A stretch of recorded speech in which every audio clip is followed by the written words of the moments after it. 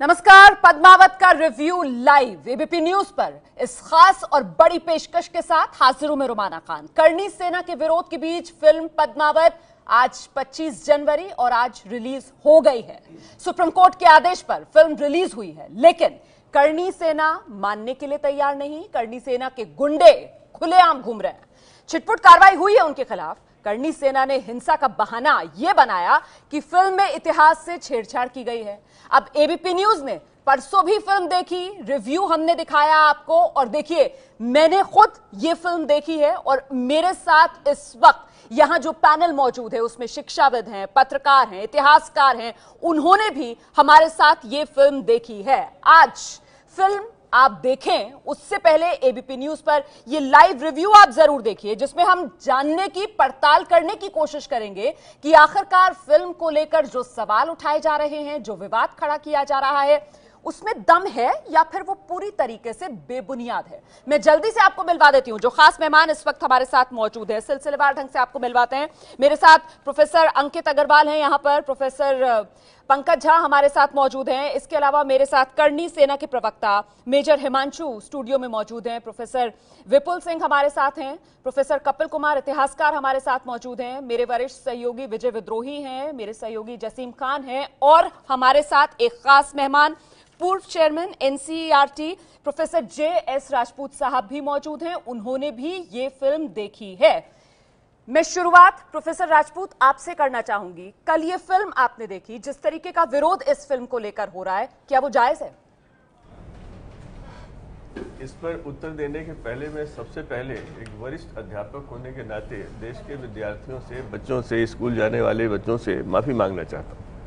मुझे बड़ी शर्म आई है जब से मैंने गुड़गांव में बस पर पथराव देखा, और निश्चित रूप से उन लोगों को इसकी जिम्मेदारी लेनी चाहिए जिन्होंने देश में ऐसा वातावरण तैयार किया हुआ है। इस वातावरण को तैयार कर फिर ये कहना कि असामाजिक तत्व ऐसा कर रहे हैं, अपनी जिम्मेदारी से भागना है, जो क्षत्रियों का धर्म नहीं। मैं गर्व से कह सकता हूं कि मैं क्षत्रिय धर्म को जानता हूं जी, मैंने उसका अध्ययन किया है, और मुझे इसका गर्व है कि मैं क्षत्रिय हूं, लेकिन मैं बच्चों पर आक्रमण करने की स्थिति तैयार कर दूं। सर, आपका हम शुक्रिया अदा करना चाहेंगे। इस संवेदनशील तरीके से आपने शुरुआत इस कार्यक्रम की है। मैं रिव्यू आपसे आगे फिल्म के बारे में लूंगी। अब मैं जानना चाहती हूं, मेजर साहब करणी सेना के प्रवक्ता इस वक्त हमारे साथ मौजूद है। मेजर साहब, ये तस्वीरें टेलीविजन स्क्रीन पर आपके सामने हैं। राजपूत आन बान शान, जो आपको लग रहा है कि फिल्म की वजह से धूमिल हो रही है, क्या इसकी कोई बुनियाद आपके पास पुख्ता है अपने दावे को सच साबित करने के लिए? वो दावा रखिए आप। उसके बाद जो खास मेहमान यहां पर मौजूद है जिन्होंने फिल्म देखी है, हम उनसे पड़ताल करवाएंगे कि आखिरकार आपके दावे में दम है या बेबुनियाद है। एक दावा रखिए सर। मैं बात वैसे वहीं से शुरू करूंगा। आदरणीय हैं जिन और शिक्षक भी हैं, माननीय जगमोहन जी राजपूत जी की बात से और उनके कंसर्न से जी, मैं उनकी बात से 100% सर सहमत हूं। आपकी बात से 100%, 1% नहीं और अगर मगर के बगैर नहीं। लेकिन मेरा एक निवेदन, जिसने भी किया है, मैं कह रहा हूं जिसने भी किया है, अगर मैंने भी किया है तो कायराना है, घटिया है, और उस पर कार्रवाई हो। मैं भी अगर किया हो, मेरे पे भी हो एक बार। इससे मेरे ख्याल से इसके बाद इस पे कोई एम्बिग्विटी नहीं है कोई भी सभ्य समाज में इस बात की कि स्कूल के बच्चों पे। चलिए सर, आपने ये अपनी बात रख दी। अब हम जल्दी से फिल्म पर आ जाते हैं। सर, पहला पॉइंट जिस पर आपको आपत्ति है, ताकि मैं रिएक्शन ले सकूं, आप पॉइंट रखिए। आपत्ति किस पर? बुचरिंग ऑफ हिस्ट्री, आस्था से खिलवाड़, ठीक है, इतिहास से छेड़छाड़। हमने बिल्कुल कैटेगोरिक लिया। माननीय राष्ट्रपति जी को भी हमने उस चीज को कहा है। सर, इतिहास से छेड़छाड़, इस पॉइंट से मैं शुरू कर लूं? हिस्टोरिकल्स हैं। अब दूसरा पार्ट, ठीक है, आस्था से छेड़छाड़, आपने दूसरी बात बताई। आस्था से खिलवाड़, एक पर शुरुआत करें, इतिहास से छेड़छाड़। तीसरा भी बोल दे रहा हूं, जो सामाजिक, जिसको आप कह रहे हैं, हमने ये चिंता साझा की थी। आप इसे धमकी कहने लगे, आप वार्निंग कहने लगे। हमने ये चिंता, जो माननीय कपिल कुमार जी भी कह रहे हैं और जगमोहन जी भी सहमत होंगे इस बात से, हमने एक चिंता जाहिर की थी इसके मार्फत कि साहब देखिए देश में ऐसी विस्फोटक स्थिति बनेगी, ऐसी चीज से सावधानी से बचा। ठीक है सर, ठीक है। आपने जो सलाह दी उसके बारे में आप बार बार जिक्र करते आए हैं। हम जरा अब ये चर्चा शुरू कर लेते हैं, रिव्यू हम शुरू करना चाह रहे हैं, और मैं शुरुआत कर लेती हूँ। प्रोफेसर अंकित अग्रवाल हमारे साथ मौजूद है। प्रोफेसर साहब, फिल्म देखी आपने, इतिहास से छेड़छाड़ हुई है फिल्म में? दो बात है। पहली बात तो इतिहास को समझना जरूरी है। 1300 की घटना है, 1540 में जायसी ने लिखी है, उसको प्रस्तुत किस रूप में किया गया है। अगर पिक्चर की शुरुआत में कहा गया कि जायसी की जो कहानी है पद्मावत, उस पे आधारित ये पूरी पिक्चर बनाई गई। प्रेरित कहा गया है, प्रेरित नहीं, उसमें आधारित और इंस्पायर्ड शब्द का इस्तेमाल किया गया है। प्रेरित, आधारित नहीं कहा गया है। फैक्चुअल रखिए इस रिव्यू को, फैक्चुअल रखिए इस रिव्यू को। जी सर, जी मैम जी। किसी भी चीज को प्रेरित कहने का आशय ये नहीं होता कि आप इतिहास के साथ कुछ भी करें, उसमें कुछ भी डाल दें और उसको उचित ठहराया जा सके, क्योंकि ये प्रेरित है, आधारित नहीं। पहला पॉइंट। दूसरी बात, इस पिक्चर के अंदर अगर जायसी पे आपने प्रेरित बनाई है, अगर आप कह रहे हैं सिर्फ प्रेरणा वहां से ली गई है, तो उसके नाम जो हिस्टोरिकल नाम दिए गए, मेरी चिंता इस विषय से ज्यादा ये है कि जिस तरह से इस पिक्चर में हिस्टोरिकल नाम, ऐतिहासिक नाम, संदर्भों का प्रयोग किया गया है, उसका समाज पे क्या जा रहा है। ठीक है, प्रोफेसर अग्रवाल अपनी बात रख चुके हैं। आगे बढ़ती हूँ मैं, प्रोफेसर विपुल सिंह की तरफ बढ़ती हूँ। आपको लगता है इतिहास से छेड़छाड़ जो आरोप लगाया जा रहा है करणी सेना की तरफ से, आरोप नंबर 1? देखिए, इसमें 2-3 चीज ध्यान रखने की है। मैंने कल ही फिल्म देखी। सबसे पहले जब फिल्म शुरू होती है तो उसके पहले एक डिक्लेरेशन आता है, उसमें यह कहा जाता है कि फिल्म जो है मलिक मोहम्मद जायसी की कृति पर ये उससे प्रेरित है। लेकिन जब मैंने पूरी फिल्म देखी, मैंने शुरुआत में ही जो शुरुआत का जो सीन है उसमें मलिक मोहम्मद जायसी का जो एक पूरा पिक्चराइजेशन है सिंगल द्वीप का, और कैसे उसमें एक हीरामन तोता है, उसका एक बहुत इंपॉर्टेंट रोल है। उसको मलिक मोहम्मद जायसी में जो लिखा गया, वर्णित किया गया, उसको पूरा गायब कर देते हैं ये। नाउ वो उसके पीछे एक रीजन है, क्योंकि बंसाली उसको फैंटेसी के रूप में प्रेजेंट नहीं करना चाहते हैं, ह्यूमन कैरेक्टर देना चाहते हैं पूरे फिल्म में, और रियलिटी को थोड़ा पेश करने की कोशिश करते हैं। नाउ ये मैं इसलिए कह रहा हूं कि कई बार जो ये कंट्रोवर्सी, देखिए अलाउद्दीन खिलजी का रिप्रेजेंटेशन उस फिल्म में, एक दिल्ली सुल्तान का जो सुल्तान है उसको इस तरीके से पेश करना, उसमें भी कई कमियां हैं। मेरे हिसाब से बंसाली ने इस पर भी रिसर्च नहीं किया है, क्योंकि अगर आप जब फिल्म को पूरी तरह से टेक्स्ट पर नहीं बना रहे हैं, उससे प्रेरित फिल्म बना रहे हैं, लेकिन है या नहीं, इतिहास का एक हिस्सा है। अलाउद्दीन खिलजी एक इतिहास का हिस्सा है। हाँ। लेकिन अलाउद्दीन खिलजी को भी पूरे इतिहास को अगर वो रिसर्च करते तो अलाउद्दीन खिलजी को उस तरीके से पेश नहीं करते। ठीक है, मतलब जो होता है कि इतिहास पर आधारित फिक्शनल नॉवल एक तरीके से, अगर आम भाषा में आपको समझाऊं तो वो मलिक मोहम्मद जायसी ने लिखा, क्योंकि उसमें बाकायदा एक तोते का जिक्र है जो बात करता है। मेरा ये कहना है कि भंसाली ने अपना हिस्टोरिकल फिक्शन क्रिएट किया, जो काव्य था उस पर भंसाली का फिल्म बनाना, ये कहते हुए कि मैं उससे प्रेरणा ले रहा हूं, जिसमें उन्होंने पूरी तरीके से क्रिएटिव लिबर्टी ली है, मतलब आजादी ली है फिल्म बनाने की। देखिए, भंसाली का इस पर पूरा रिसर्च नहीं हुआ है। मैं मानता हूं कि भंसाली ने उस टेक्स्ट पर भी रिसर्च नहीं किया है। ठीक है, आपत्ति यहां पर जो करणी सेना की तरफ से पहली उठाई गई वो ये कि इस फिल्म के अंदर इतिहास के साथ छेड़छाड़ हुई। अभी तक जो चर्चा हुई उसमें निकल कर आया कि आखिरकार डिस्क्लेमर जो फिल्म में लगाया गया है वो ये कि फिल्म प्रेरित है सूफी कवि मलिक मोहम्मद जायसी के पद्मावत से। जायसी का पद्मावत जो अपने आप में एक हिस्टोरिकल फिक्शन करार दिया गया है। ऐसे में प्रोफेसर कपिल कुमार, आपसे समझना चाहूंगी सर, फिर इतिहास से छेड़छाड़ कैसे हो गया? देखिए, यही बात मुझे आपके सवाल पे ही हंसी आती है कि इतिहास से छेड़छाड़ कैसे होगी। क्या चित्तौड़ ऐतिहासिक नहीं है? अलाउद्दीन खिलजी ऐतिहासिक नहीं है जी? मलिक गाफूर ऐतिहासिक नहीं है? रतन सिंह ऐतिहासिक नहीं है? जब आप इन ऐतिहासिक नामों का इस्तेमाल कर रहे हैं, इन ऐतिहासिक स्थानों का इस्तेमाल कर रहे हैं, इनसे संबंधित ऐतिहासिक इवेंट्स का इस्तेमाल कर रहे हैं, तो फिर वो इतिहास नहीं है तो क्या है? और उस इतिहास के ऊपर आप एक अपना ऐसा इतिहास क्रिएट कर रहे हैं जिसका कि दूर दूर तक नाम नहीं है। इसलिए मैंने बार बार ये कहा है कि there is nothing like historical fiction, it is either history or it is fiction. और अगर आप हिस्टोरिकल फिक्शन इस तरीके की क्रिएट करने की फ्रीडम ऑफ एक्सप्रेशन के नाम पे विदाउट सोशल रिस्पॉन्सिबिलिटी लोगों को आगे बढ़ने देंगे, तो इस देश के जो इतिहास को वैसे ही डिस्टॉर्ट बहुत किया गया है, और उसके ऊपर जो इमेजिनेशंस लोग बनकर के बनानी शुरू करेंगे फिल्में, और जो हालत होगी तो हम सोसाइटी को कहां ले जाएंगे। ठीक है प्रोफेसर, और मैं हिस्टोरिकल डिस्टॉर्शन भी आपको बताऊंगा एक एक, अभी तो मैंने नाम लिए हैं। ठीक है, फिल्म में एक सीन है लास्ट के अंदर, शुरू के सीन तो अभी छोड़ दीजिए जी, जब ये दिखाया है कि पद्मती डोलियों में वहां पे चली जाती है, और डोलियों में जो था गोरा बादल गए और वहां वो लड़कर के लाए, और वो कैंप से लाए, दिल्ली नहीं। यहां दिखाते हैं पद्मावती जाती है और उनका स्वागत वो इनोसेंट प्ले कर रही है, खलजी की पत्नी जो है वो उनका वेलकम करती है, और उसके बाद में वेलकम करके उनको ले जाती है तहखाने के अंदर जहां पे रतन सिंह कैद है, और चोरों की तरीके से पद्मावती और रतन सिंह को वहां से टनल से बाहर निकाल जाता है। ये भैसाली साहब जो राजपूत वेलर को बचाने की बात कर रहे हैं, ये शो किया है उन्होंने। मैं बहुत और से सीन्स पे आऊंगा। अगर बताइए एक एक करके सर, जो बात आप कह रहे हैं उसे जस्टिफाई भी फिल्म में रानी पद्मावती का डायलॉग है कि हर युद्ध जो है वो तलवार से नहीं लड़ा जाता है, नीति से भी लड़ा जाता है। ये कहकर मैं आपके पास आऊंगी सर, यहाँ पर प्रोफेसर पंकज झा भी इस वक्त हमारे साथ मौजूद है। सर आऊंगी सर, बाकी जो मेहमान है उनको भी जरा मौका दीजिए। अच्छा आप रखिए पद्मावती से ये डायलॉग बुलवाना कि जिस समय वो नमाज पढ़ रहे होंगे उस समय हम उन पर हमला करेंगे, क्या राजपूतों ने ये कभी किया है? अगर ये किया होता तो इस देश का इतिहास कुछ और।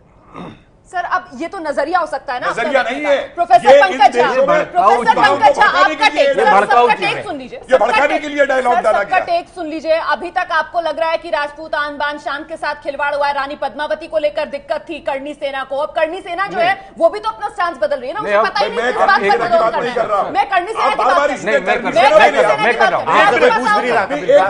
अभी आप हर बार करणी सेना अब इतिहास को साइड ट्रैक कर देते हैं। आपसे सवाल पूछा ही जा रहा है, आपसे पूछा जा रहा है जो आप बोल रहे हैं अभी आपसे पूछा जा रहा है। मोहतरमा आप लोग साइड ट्रैक करते हैं। सर एक एक करके संयम के साथ। जी प्रोफेसर पंकज, वॉइस फेस्टी क्रिएट करना है तो हम भी थोड़े गले का प्रैक्टिस करके आते हैं और चीखते चिल्लाते। मैं वही तो कह रही हूँ, आराम से बात रखिए सर, क्यों सुबह के वक्त चीख चिल्ला? तब से केवल चीखना चिल्लाना ही हो रहा है। अगर आप मुझे इतिहास के नजरिए से फिल्म को आंकने कहेंगे तो मेरा मानना है कि ये पुराने जमाने में जो अमर चित्र कथा में जिस तरह का इतिहास लिखा जाता था, राजा महाराजा, युद्ध, दो राज्य हैं, दोनों लड़ रहे हैं एक दूसरे से, ठीक है। तो अगर आप कहेंगे इतिहास के साथ, क्या इतिहास को बिल्कुल विश्वसनीय प्रामाणिक तरीके से जो साक्ष्य पर आधारित इतिहास होता है उस तरह से दिखाया गया है, तो वो न तो दावा करता है और न उन्होंने दिखाया। दूसरी बात है पद्मावत की, ठीक है। तो पद्मावत जो है वो एक एलेगोरिकल यानी सांकेतिक साहित्य है, संकेतों में उसमें बातें कही गई है और वो मिस्टिसिज्म पे जो आध्यात्मिकता है सूफिज्म के इस्लाम में उस पर लिखा गया काव्य। और जैसा विपुल अभी कह रहे थे कि उसका जो वो हिस्सा है वो उस फिल्म से गायब है। तो यहाँ दो मुद्दे हैं, मैं सबसे पहले स्पष्ट कर देना चाहता हूँ। एक मुद्दा ये है कि ये फिल्म कितना ऐतिहासिक है, इतिहास पर कितने प्रामाणिकता के साथ आधारित है या प्रेरित है। दूसरा मुद्दा बिल्कुल अलग है और वो मुद्दा है कि क्या कोई फिल्म इतिहास के साथ ये कहते हुए लिबर्टी ले सकती है, ये कहते हुए कि मैं जो दिखा रहा हूं वो ऐतिहासिक रूप से सटीक नहीं है। दोनों पर अलग अलग मत मेरे हैं। पहली बात कि इसमें इतिहास जो दिखाया गया है अगर आप उसको इतिहास के रूप में पढ़ें, हालांकि फिल्म कहता है कि आप मुझे सीरियसली ना लें, मैं इतिहास नहीं दिखा रहा हूं, लेकिन अगर आप उसको इतिहास के रूप में पढ़ेंगे तो वो निहायत ही सपाट, घटिया और उबाऊ किस्म का रिप्रेजेंटेशन है। और दूसरा कि ऐतिहासिक रूप से उसमें प्रामाणिकता की बहुत भयानक कमी है। उसमें उदाहरण के तौर पर मुझे लगा कि राजपूतों को जिस तरह से दिखाया गया है वो एक सपाट किस्म का और बहुत ज्यादा महिमामंडन किया गया है। जिस तरह से दिल्ली सल्तनत को दिखाया गया, खासकर अलाउद्दीन खलजी को, उस जैसे विपुल कह रहे थे, मैं चाहूंगी आप जरा से ये रिपीट कर दें, जाहिर की तरह दिखाया गया, महिमामंडन किया गया है, बहुत भयंकर महिमामंडन है। तो दिक्कत तो ये है ना कि करणी सेना की तरफ से लगातार कहा जा रहा है कि राजपूत आन बान शान को शर्मसार कर रही है ये फिल्म, लेकिन देखिए जो करणी सेना का ये सबसे बड़ा आरोप, ये सबसे बड़ी आपत्ति वो यहां आकर ध्वस्त होती है। राजपूत आन बान शान का महिमामंडन इस फिल्म में किया गया है। फिल्म का एक डायलॉग है, राजपूत तलवार की झनकार सुनाई देनी चाहिए। इस तरीके के डायलॉग्स है इस फिल्म के अंदर। और जिस तरीके से शाहिद जो राजपूत राणा बने हुए हैं उनके जो डायलॉग्स हैं वो भी लगातार जो राजपूत आन बान शान है उसी की एक गौरव गाथा के हिसाब से अपने डायलॉग्स रखते हैं आगे। मैं विजय विद्रोही मेरे सहयोगी के पास आना चाहूंगी।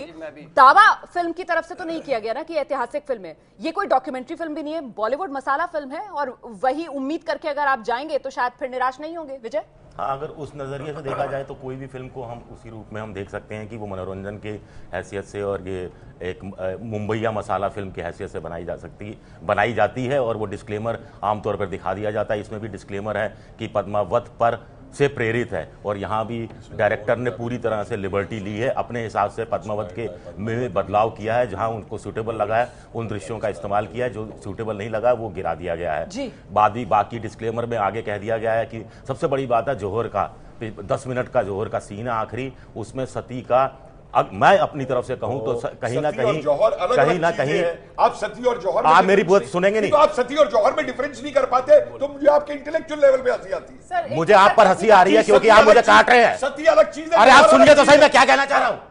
सती सती सती लगा रखी है। जौहर को लेकर लोग सती से कंफ्यूज नहीं करें। कमाल करते हैं आप। जौहर को लेकर लोग सती से कंफ्यूज नहीं करें, इसलिए डिस्क्लेमर में बताया गया है कि हम सती का महिमा मंडन किसी तरह से नहीं करते हैं। मैं ये कहना चाह रहा हूं। आप पूरी बात तो सुन नहीं रहे मेरी। मैं 3 दिन से सुन रहा हूं आपको साहब लगातार चैनल पे। बताइए सर एक एक करके सर इस तरीके की व्यक्तिगत यहाँ भी निर्देशक ने बंसाली ने खुद को बचाने की कोशिश की है। वो कह रहे हैं कि ऐतिहासिक शहरों से, पात्रों से, नामों से फिल्म का लेना देना नहीं है। ये कहकर वो डिस्क्लेमर की आड़ में अपने आप को बचाने की कोशिश कर रहे हैं। लेकिन बहुत सारी ऐतिहासिक फिल्में हैं जिसमें एक एक डायलॉग को लेकर मुझे लगता है बहस नहीं की जा सकती। अगर ओवरऑल कंटेंट की बात करें तो मुझे लगता है ये वुमेन एम्पावरमेंट की फिल्म है। जी, प्रोफेसर पद्मावती का रोल इस रूप में दिखाया गया है। हाँ, सबसे पहली बात यह है कि मैं इतिहासकार नहीं हूँ जी, लेकिन मैं एक बात कहना चाहता हूँ कि लोग फिल्म देखने इतिहास पढ़ने नहीं जाते। इतिहास जो पढ़ा जाता है वो कक्षा 10 तक पढ़ा जाता है, उसके बाद बहुत कम लोग पढ़ते हैं। तो मैं तो बाकी लोगों से पूछना चाहता हूं कि भाई जब आपने 70 साल उस इतिहास को पढ़ा है जिसमें राजपूतों की आन मान शान जिसकी चर्चा हो रही है को नकारा गया है, तब आप लोगों ने कार्य क्यों नहीं किया? 1900 2000-2004 के बीच में जब ये प्रयास हुआ और मुझे करने का मौका मिला, फिर मैं दोहराता हूँ, मैं इतिहासकार नहीं था जी, लेकिन मैंने वहां देखा है कि ये वैमनस्य फैलाने वाला इतिहास हमने 40 साल पढ़ाया। सर अगर हम उस दिशा में जाएंगे ना तो नहीं हम नहीं जाएंगे, लेकिन हम एक ये कहेंगे कि अभी जो बातें इतिहासकारों ने की उस पर मुझे कुछ कहने की आवश्यकता नहीं है, मैं कहने के योग्य भी नहीं हूँ।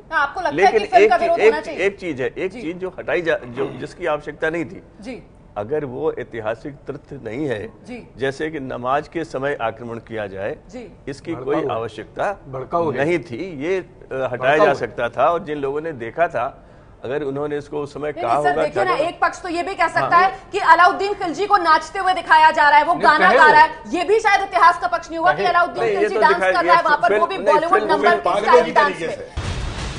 जल्दी से टिप्पणी ले लेते हैं। जसीम खान इस वक्त हमारे साथ मौजूद है, मेरे सहयोगी। इतिहास को लेकर फिलहाल चर्चा हो रही है, छेड़छाड़ आपको लगता है फिल्म में हुई है इतिहास से? देखिए, 2 पैमानों पे ये फिल्म जो है झूल रही है, एक इतिहास से छेड़छाड़ और दूसरी कल्पना। जहाँ तक भंसाली की फिल्म का सवाल है तो भंसाली की फिल्म में मुझे लगता है कि ना इतिहास है ना ही कल्पना। भंसाली ने अपनी एक अलग ही स्टोरी कह दी है, जैसा कि वो शुरू में कहते हैं कि ये जायसी के पद्मावत से उन्होंने प्रेरित है, चाहे आधारित ना भी माने, प्रेरित है, लेकिन उन्होंने कहानी ही बदल दी। मैं एक सवाल उठाना चाहता हूं कि फिल्म में जो रावल रतन सेन की जो मौत होती है वो उसके खिलजी के साथ युद्ध करते हुए होती है, जबकि जायसी के पद्मावत में रावल रतन सेन की मौत जो है वो देवपाल नाम के राजा के साथ लड़ते हुए होती है। तो सवाल यह है कि इन्होंने कैरेक्टराइजेशन का जो बिल्डअप किया है, 3 मेन कैरेक्टर है, पद्मावती, दूसरा राजा रतन सेन और तीसरा आपका अलाउद्दीन खिलजी। खिलजी को एक तरफ इतना एक्सट्रीम करके शैतान बना दिया एक तरीके से, और दूसरी तरफ इतना महिमा मंडन किया राजपूतों का। मुझे तो ये लगता है कि ये उल्टी गंगा क्यों बह रही है। तो फिल्म पद्मावत का रिव्यू लाइव, आइए चर्चा आगे बढ़ाते हैं जल्दी से। करणी सेना की तरफ से जो मेहमान हमारे साथ मौजूद हैं, मेजर हिमांशु, उन्हीं का रुख कर लेते हैं। सर, ड्रीम सीक्वेंस को लेकर क्या आपत्ति थी? अगर आप वो रख दें ताकि हम लोग चर्चा आगे बढ़ाएं। बोल तो दिया, मैंने तो देखी नहीं वो तो ड्रीम सीक्वेंस, हमें कबूल ही नहीं था, काटा उसने। 300 कट 5 बदलाव, कम वक्त ने क्या फिल्म बनाई है? 300 कट 5 बदलाव। नहीं, आप जवाब नहीं दे पा रहे। मैं एक चीज आप हमें ओवर एस्टिमेट कर रही हैं और पब्लिक के गुस्से को अंडर एस्टिमेट कर रही हैं।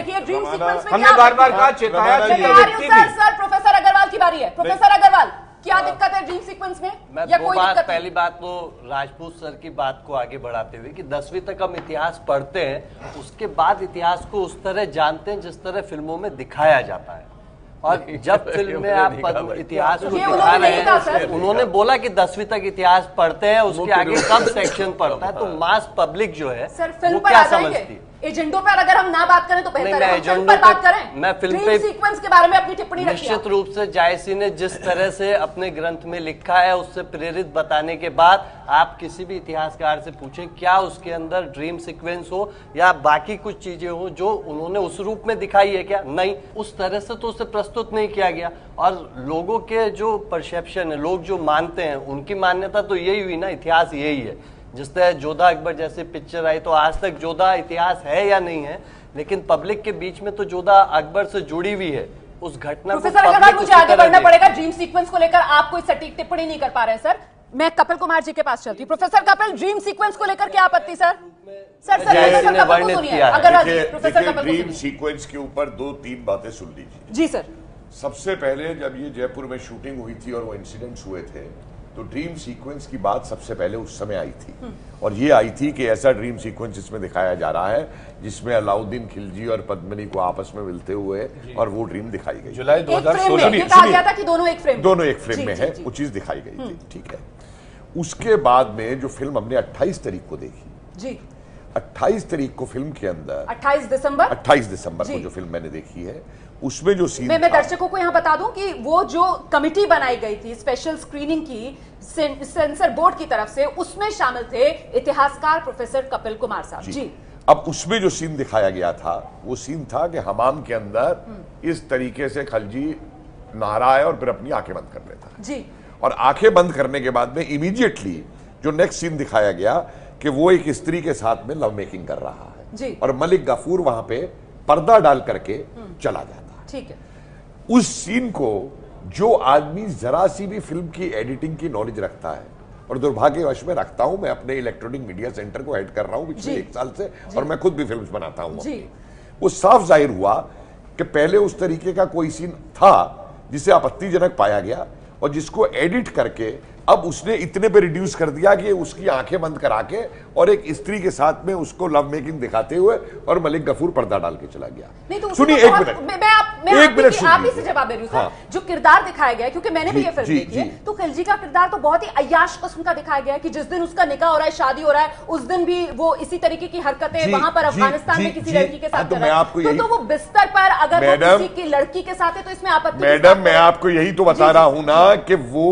किरदार जो फिल्म की एडिटिंग की नॉलेज रखता है वो बता सकता है कि यहाँ पहले कोई और सीन था और अब फिल्म वाले ने उसको बदल के ये वाला सीन डाला जो दिखाया गया उस लड़की को करते हुए, और उसकी आइडेंटिटी सामने नहीं है। मतलब क्या आपको क्या लगता है पहले क्या सीन था? पहले मुझे साफ लग रहा है कि कोई ड्रीम का सीन था उसका, क्योंकि जिस तरीके से उसकी आंखें बंद करके ड्रीमिंग दिखाई है।